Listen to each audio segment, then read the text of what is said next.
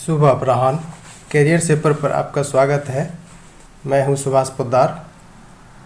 यह set modern Indian history पर लाया गया है, जिसमें जेपी का Congress socialist party, SC Bose का फॉरवर्ड ब्लॉक व अन्य छोटी छोटी वामपंथी पार्टियों की स्थापना, विचारधारा, कार्य संस्कृति इत्यादि पर 25 वस्तुनिष्ठ प्रश्न तैयार किए गए हैं।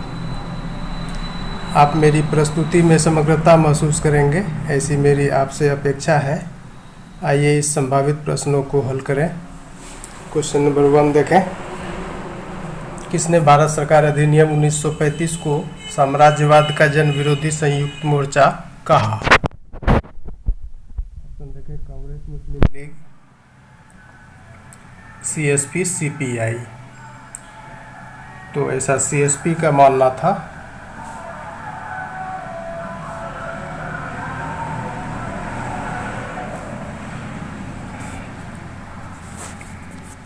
दो नंबर देखें। ब्रिटिश युद्ध प्रयास के लिए सशर्त मदद की कांग्रेस की पेशकश के साथ सीएसपी क्या था? सीएसपी का स्टैंड सहमत थी, असहमत थी, आंशिक रूप से सहमत थी, तटस्थ थी। तो इसका आंसर बी हो जाएगा, असहमत थी कांग्रेस सोशलिस्ट पार्टी।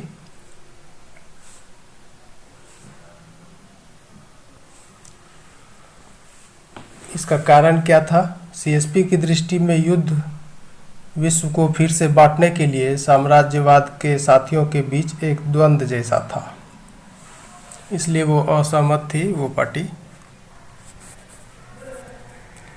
3 नंबर देखें। सीएसपी सत्ता हस्तांतरण के लिए समझौतापूर्ण बंदोबस्त, इसमें भी इनका कैसा स्टैंड था? सीएसपी का जो पावर ट्रांसफ़र हुआ उसमें जो इस तरह का सेटलमेंट हुआ, समझौतापूर्ण सेटलमेंट, तो सीएसपी का इसमें कैसा स्टैंड था? ऑप्शन देखें। के पक्ष में थी, पक्ष में नहीं, हमेशा चाहती थी, कभी नहीं चाहती थी। तो इसका आंसर हो जाएगा 3 का हो जाएगा, ई चला जाएगा आंसर, क्योंकि बी और डी सही है।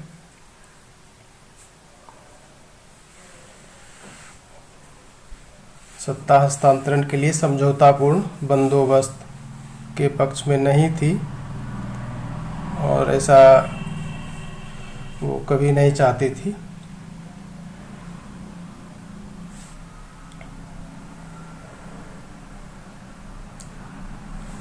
ये थोड़ा लॉजिकल हो गया ऑप्शन। कभी नहीं चाहने का मतलब है कि वो रिवॉल्यूशनरी स्टैंड अपनाना चाहती थी मास स्ट्रगल के लिए, न कि कोई समझौतावादी कुछ ये सोच था उनका, उस पार्टी का।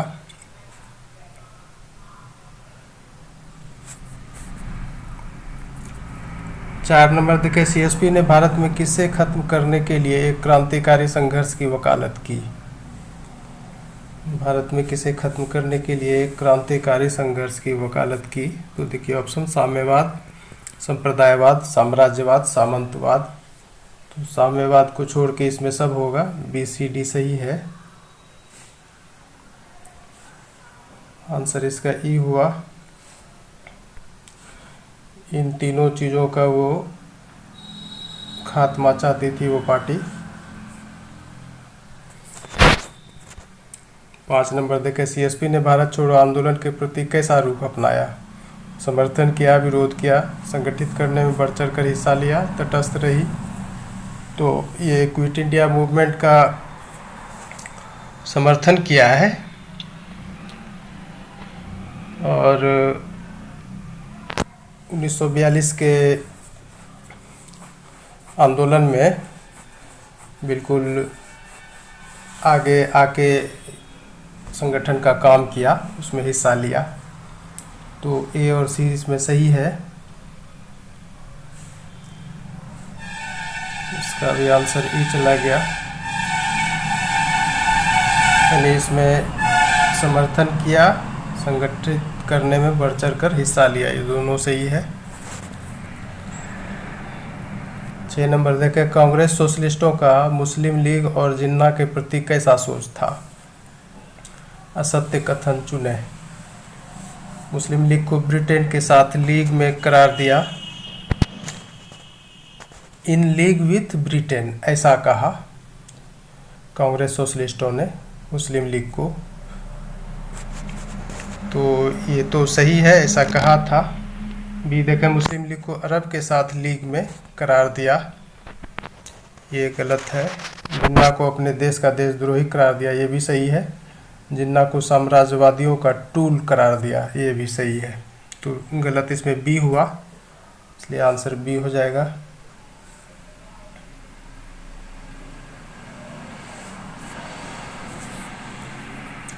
सात नंबर देखें, कांग्रेस सोशलिस्टों ने किस आधार पर हिंदू मुस्लिम एकता की उम्मीद की थी? अस्थायी संधियां या समझौतों के आधार पर, अस्थायी संधियां या समझौतों के आधार पर, आर्थिक मुद्दों, सामाजिक सांस्कृतिक मुद्दों। तो इसमें आंसर सी हो जाएगा। इसी आधार पर हिंदू मुस्लिम एकता का होप किया था कांग्रेस सोशलिस्टों ने, तो आंसर इसका सी हो जाएगा।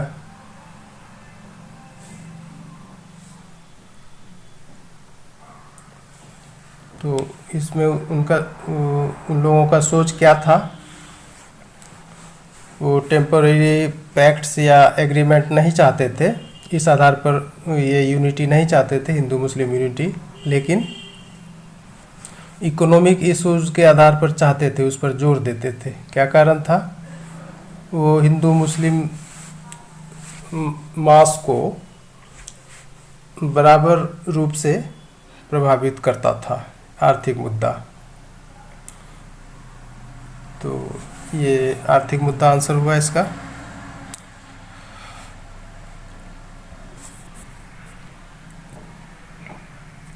आठ नंबर देखें, कई छोटे वामपंथी पार्टियों के विकास के लिए भारत में कम्युनिस्ट आंदोलन एक नर्सरी के रूप में सेवा प्रदान किया। ये किस पीरियड का बात है? ये 39 to 40 का बात है, उसी दौरान ऐसा हुआ। आंसर इसका डी हो जाएगा।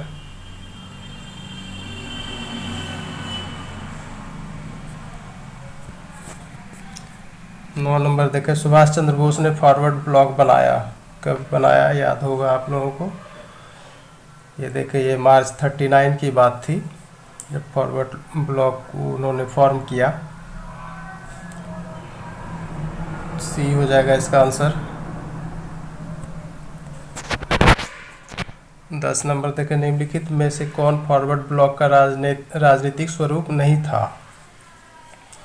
कांग्रेस के विचार, नीति और कार्यक्रम को स्वीकार किया, ऐसा किया था। कांग्रेस हाईकमान में विश्वास के लिए बाध्य था, ये गलत है। कांग्रेस हाईकमान में विश्वास के लिए बाध्य नहीं था, ये सही है। सभी साम्राज्यवादी विरोधी, रेडिकल और प्रगतिशील समूहों को एक बैनर तले लाना चाहा, ये भी सही है। तो नहीं पूछ रहा है, तो नहीं में ये आंसर हो जाएगा, बी हो जाएगा।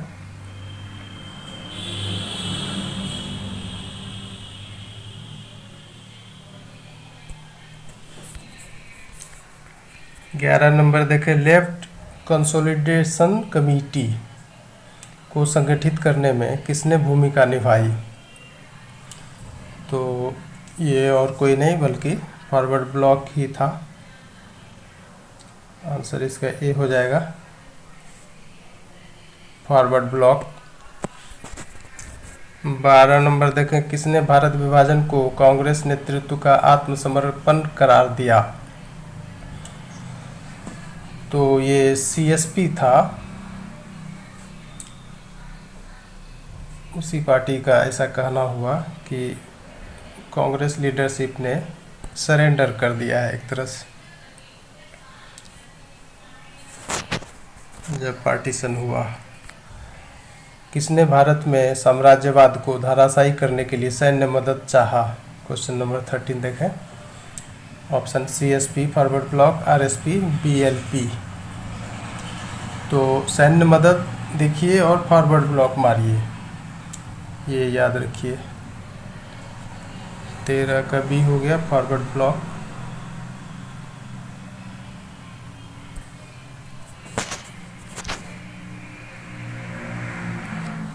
किसने वर्ष 1947 में सत्ता हस्तांतरण को एक बोगस ट्रांसफर कहा? Bogus transfer. तो ये ऑल इंडिया फॉरवर्ड ब्लॉक 1947 में ऐसा कहा था और आरोप लगाया कि कायर बुर्जुआ ब्रिटिश साम्राज्यवाद के साथ साझेदारी में प्रवेश कर गए थे जनसंघर्ष को हराने के लिए। बोगस ट्रांसफर करार दिया।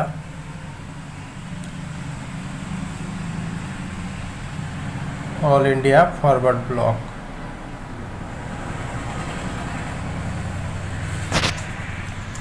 पंद्रह नंबर देखें, वैचारिक रूप से आरएसपी कम्युनिस्ट पार्टी के ज़्यादा करीब थी, सीएसपी से ज़्यादा करीब थी, कांग्रेस से ज़्यादा करीब थी, मुस्लिम लीग से ज़्यादा करीब थी। तो ये आंसर बी हो जाएगा। कम्युनिस्ट पार्टी की अपेक्षा ये सीएसपी के ज़्यादा करीब थी वैचारिक रूप से, ideologically. Revolutionary socialist party CSP के ज़्यादा करीब थी। 16 नंबर देखें, 20वीं शताब्दी की शुरुआत के आतंकवादियों ने यानी अर्ली 20th सेंचुरी का जो टेररिस्ट था अपने यहाँ ब्रिटिश इंडिया में, ने किस पार्टी के संगठन के लिए केंद्रक प्रदान किया, न्यूक्लियस बना? तो देखें ये Congress socialist party, revolutionary socialist party, forward block, communist party. तो आंसर बी हो जाएगा। आरएसपी में ऐसा हुआ इसके गठन में। 16 का बी हुआ। 17 नंबर देखें, रिवॉल्यूशनरी सोशलिस्ट पार्टी कब लॉन्च किया गया? यही आरएसपी। तो ये पार्टी 40 में लॉन्च हुआ है। डी हो जाएगा आंसर।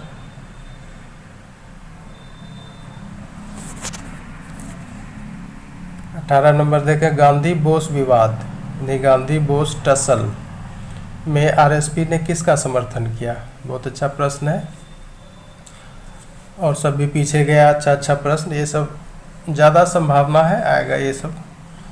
तो देखें, गांधी का सुभाष का तटस्थ रही विवाद निपटारा का। तो सुभाष का साथ दिया था, सुभाष चंद्र बोस का।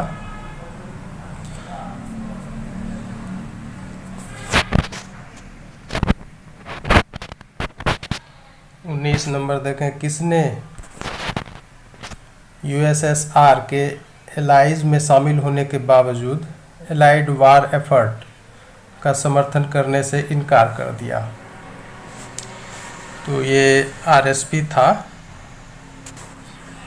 जो ऐसा किया, revolutionary socialist party.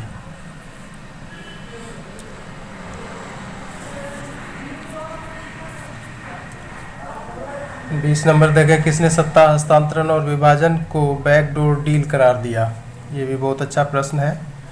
Backdoor deal करार कौन दिया पावर ट्रांसफ़र और पार्टीशन को? तो ये आरएसपी ही था जो ऐसा कहा। और ये बैकडोर डील किसके साथ हुआ? ये between the treacherous bourgeoisie leadership of the Congress and imperialism, यानी कि साम्राज्यवाद जो था उसके साथ कांग्रेस का एक तरह से बैकडोर डील हो गया। तो ये आरएसपी था, सी आंसर होगा।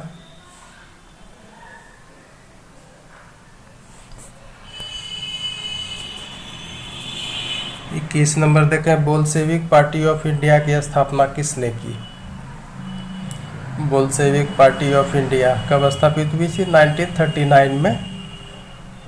और ये एन दत्त मजूमदार थे इसके स्थापना करने वाले, एन दत्त मजूमदार।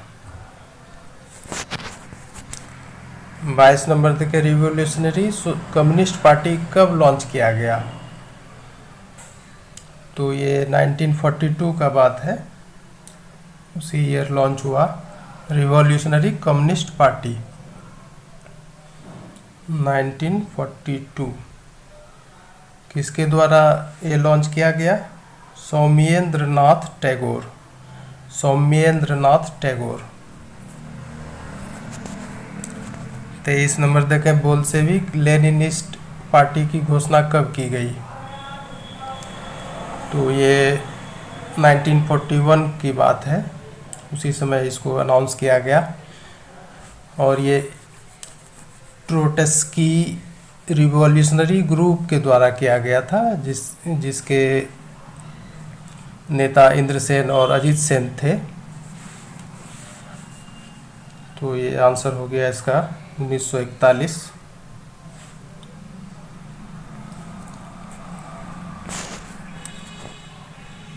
चौबीस नंबर देखें मार्क्सवाद से पूरी तरह मोहभंग हो जाने के बाद एम.एन. राय ने कौन सी पार्टी संगठित की? ये बहुत अच्छा प्रश्न है। तो देखें radical democratic party, revolutionary communist party, revolutionary democratic party, radical socialist party. तो आंसर इसका ए हो जाएगा, रेडिकल डेमोक्रेटिक पार्टी। ये 1940 में संगठित की गई थी एम.एन. राय के द्वारा।